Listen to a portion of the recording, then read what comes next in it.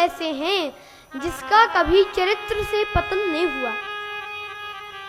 एक बार रावण कुंभकर्ण के पास पहुंचा तो कुंभकर्ण ने कहा कि लंकापति, आज तुम बड़े उदास दिख रहे हो। तुम चिंतित आज दशानन क्यों? तुम क्यों चिंतित हो? रावण बोला, हर ली हमने मिथिलेश कुमारी, हमने मिथिलेश कुमारी का हरण कर लिया। कुंभकर्ण बोला, अधिकार किया तुमने उन पर? तुमने उन पर अधिकार किया? रावण बोला, कैसे अधिकार किया? लखती ही नहीं वह और हमारी, वो हमारी ओर देखती ही नहीं है। अच्छा, तो जैसे साधु का वेश धारण करके हरण कर लाए तो राम जी का रूप धारण कर कर अधिकार पा लेते। तब राघव ही ना बने तुम क्यों?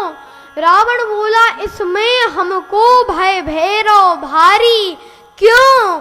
जब राघव रूप लगा बनने तब मातु समान लगी पर नारी। जब मैं राम जी का रूप धारण किया मैंने तो मेरे मन से तो वासना चली ही गई। मुझे दूसरी की नारी माता के समान दिखने लगी तो बैरव राम बड़ाई करही। राम जी के शत्रु भी उनकी बड़ाई करते हैं। एक दिन जब राम जी का और रावण का युद्ध चल रहा था तो मेघनाथ का वध हुआ।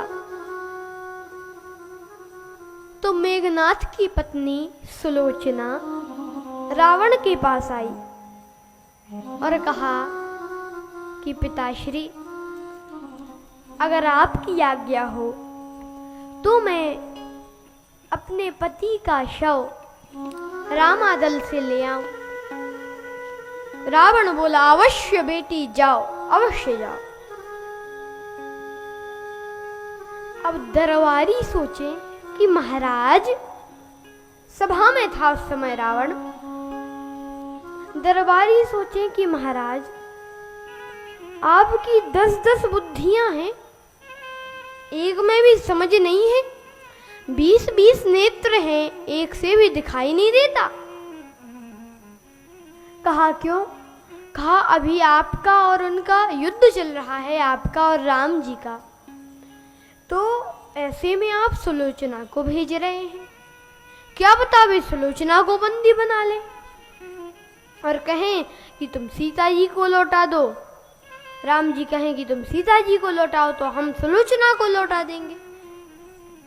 तो ऐसे में आप सुलोचना को क्यों जाने दे रहे हैं?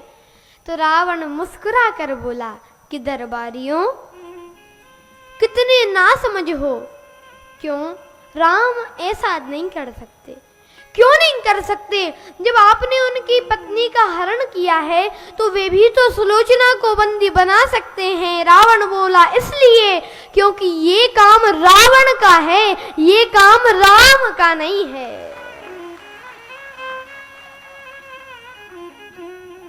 और एक बार तो श्री तुलसीदास